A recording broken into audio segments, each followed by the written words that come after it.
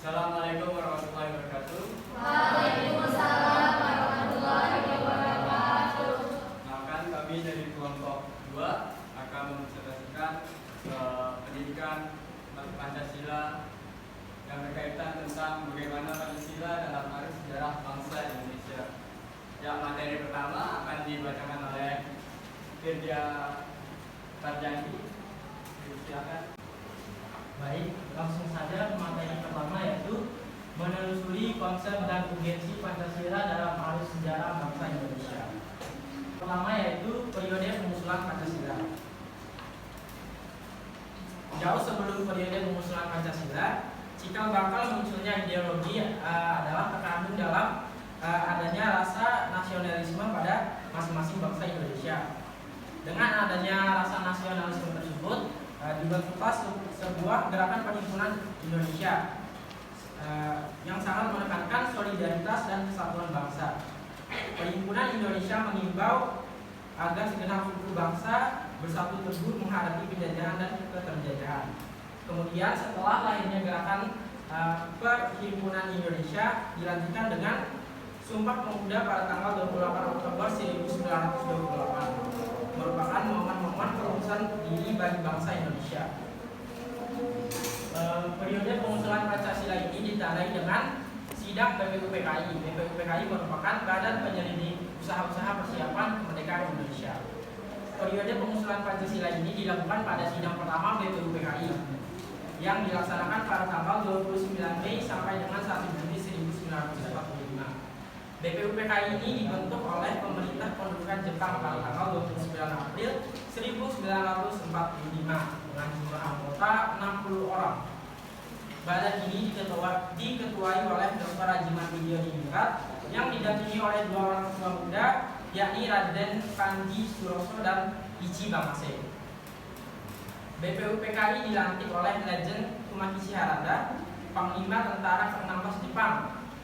Pada tanggal 29 Mei 1945 dimulailah sidang pertama BPUPKI dengan materi pokok pembicara calon dasar negara. Tokoh-tokoh yang berbicara dalam sidang BPUPKI pertama ini yakni yang pertama Muhammad Yamin, kedua Insinyur Soekarno, yang ketiga Ki Bagus Hadikusumo, dan yang keempat Supomo. Insinyur Soekarno sebagai salah seorang pengusul calon dasar negara dalam sidang BPUPKI pada tanggal 1 Juni menyampaikan 5 butir gagasan tentang dasar negara, yaitu yang pertama nasionalisme atau kebangsaan Indonesia, yang kedua internasionalisme atau peri kemanusiaan, yang ketiga mufakat atau demokrasi, yang keempat kesejahteraan sosial, dan yang kelima keutuhan yang yang kedua yaitu periode perumusan Pancasila. Periode perumusan Pancasila ini dilaksanakan pada sidang BPUPKI yang kedua, yakni pada tanggal 10 sampai 16 Juli 1945 dengan naskah awal pembukaan suku dasar yang kemudian dinamai oleh Piagam Jakarta. Piagam Jakarta itu merupakan naskah awal pernyataan kemerdekaan Indonesia. Pada alinea keempat Piagam Jakarta terdapat perumusan Pancasila.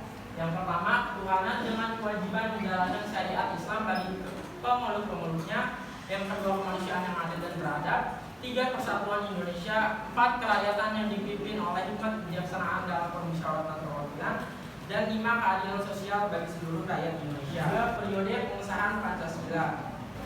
Pada tanggal 15 Agustus 1945, Soekarno, Muhammad Hatta, dan Rajiman kembali ke Indonesia dan disambut oleh para pemuda Indonesia.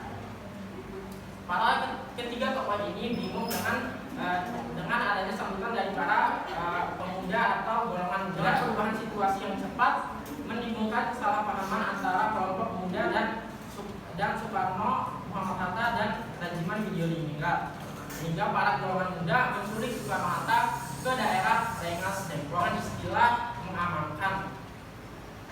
Kemudian tindakan pemuda tersebut berdasarkan keputusan rapat yang diadakan pada pukul 12 waktu Indonesia bagian Barat menjelang 16 Agustus 1945. Kemudian melalui jalan yang berliku-liku akhirnya dicetuskanlah proklamasi kemerdekaan Indonesia pada tanggal 17 Agustus 1945 yang dibacakan oleh Soekarno Hatta. Akhirnya diakui oleh seluruh dunia akan kemerdekaannya. Indonesia sebagai bangsa yang merdeka memerlukan perangkat dan kelengkapan kehidupan bernegara seperti dasar negara, undang-undang dasar, pemimpin negara, dan perangkat pendukung lainnya. Rumusan Pancasila dalam pengupahan Undang-Undang Dasar 1945 merupakan salah satu perangkat yang diperlukan oleh bangsa Indonesia sebagai negara yang merdeka. Dalam rumusan Pancasila tersebut telah ada sampai di zaman kita sekarang ini. Yang pertama yaitu ketuhanan yang Maha Esa, yang kedua kemanusiaan yang adil dan beradab, ketiga persatuan Indonesia, keempat kerakyatan yang dipimpin oleh hikmat kebijaksanaan dalam permusyawaratan perwakilan, dan yang kelima keadilan sosial bagi seluruh rakyat Indonesia. Pada sila pertama yaitu ketuhanan yang Maha Esa, sebelumnya kan pada periode perumusan Pancasila yaitu ketuhanan dengan kewajiban menjalankan syariat bagi pemeluk-pemeluknya.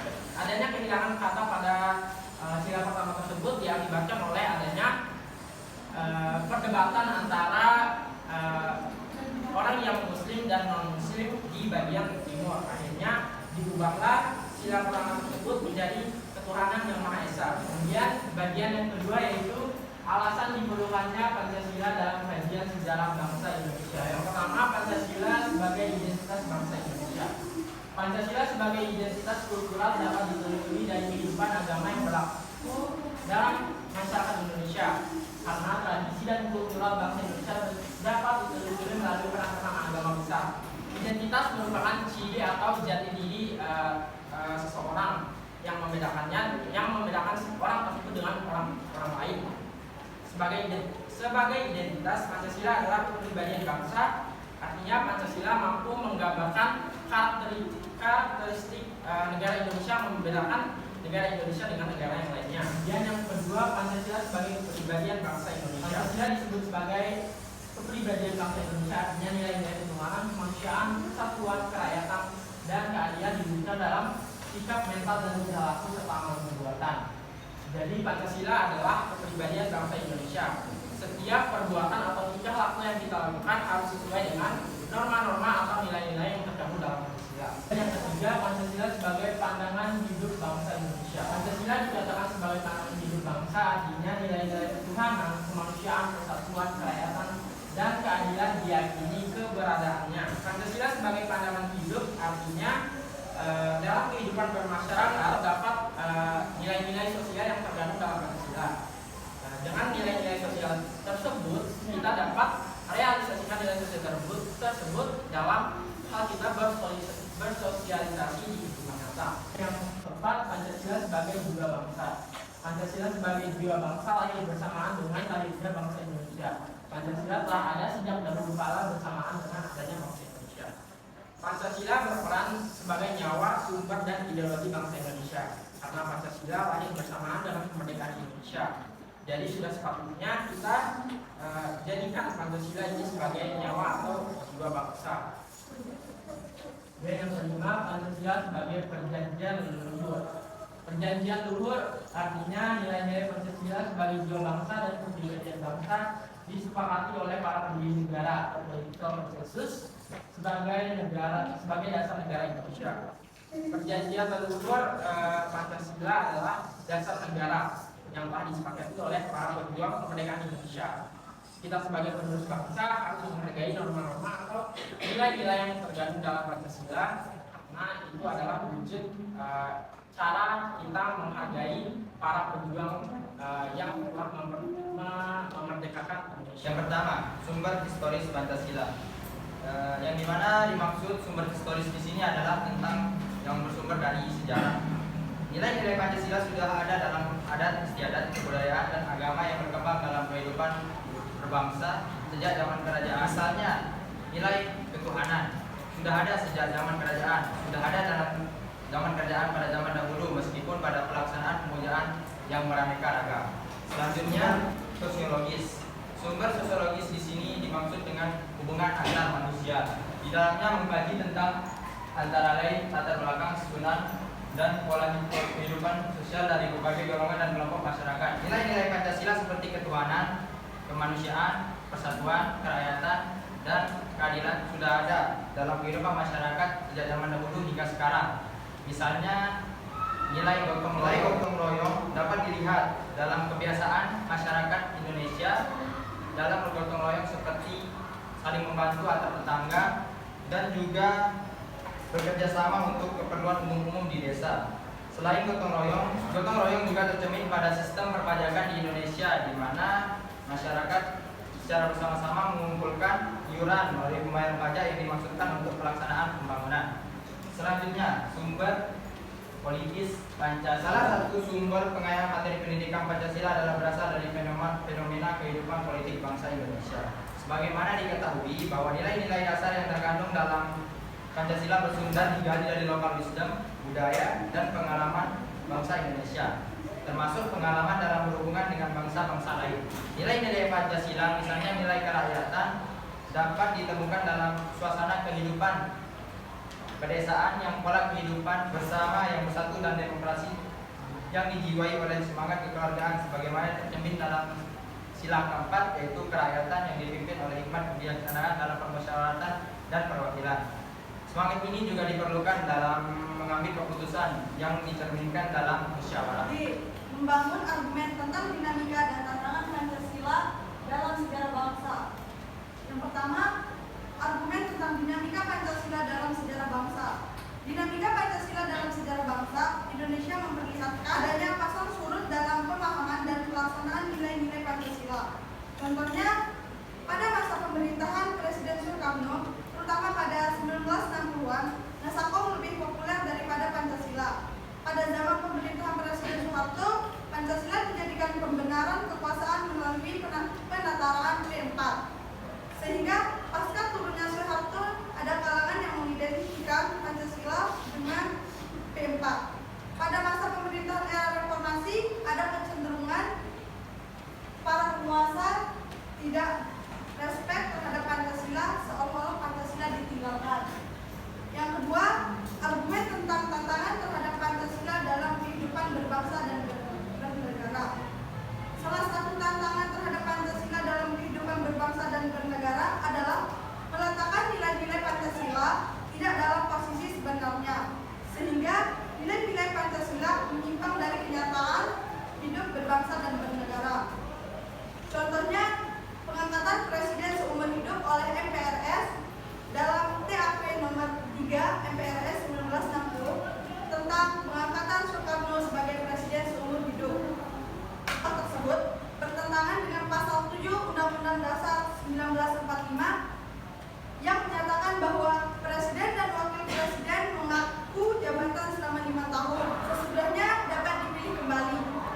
Pasal ini menunjukkan bahwa pengangkatan presiden seharusnya dilakukan secara periodik dan ada batas waktu 5 tahun. Yang terakhir, yaitu mendeskripsikan esensi dan agensi Pancasila dalam kajian sejarah bangsa Indonesia untuk masa depan. Pancasila pada hakikatnya itu merupakan filosofis grand slam dan Wellian Scott, yang dimana filosofis grand slam itu merupakan filsafat dasar negara, dan yang Walter Scott itu merupakan pandangan hidup bangsa.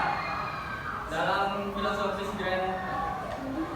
dalam filsafat negara, dalam Pancasila itu artinya nilai-nilai filsafat yang dikandung dalam Pancasila itu mendasari seluruh peraturan hukum yang berlaku di Indonesia.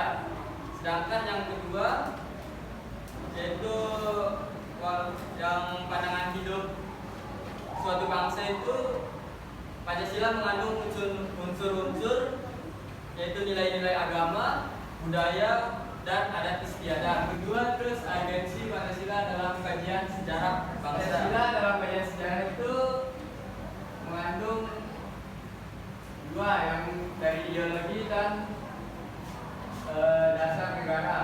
Yang untuk sebagai ideologi itu yang satu menjadi penolak hal-hal yang tidak sesuai dengan kepribadian masyarakat Indonesia. Yang kedua menjadi bimbingan yang mampu mengembalikan bangsa Indonesia kepada tujuan awalnya. Terus yang untuk agensi Pancasila sebagai dasar negara, yang pertama itu supaya para pejabat publik tidak hilang arah dalam penyelenggaraan negara, contohnya itu korupsi, itu tidak boleh. Terus yang kedua, agar seluruh warga negara dapat berpartisipasi dalam proses pembangunan di berbagai kehidupan. Mungkin itu aja yang saya sampaikan. Itu aja yang dari kelompok kami. Sekian dari kami. Assalamualaikum warahmatullahi wabarakatuh.